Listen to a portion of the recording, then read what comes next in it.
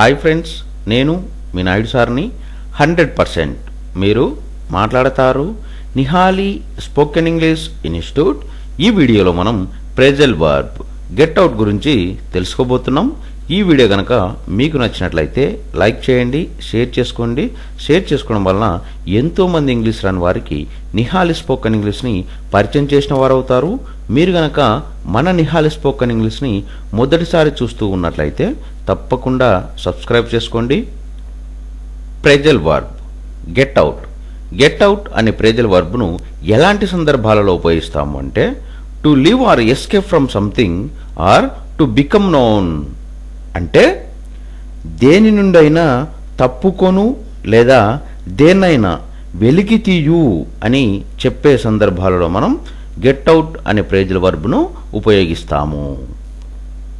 Phrasal verb get out.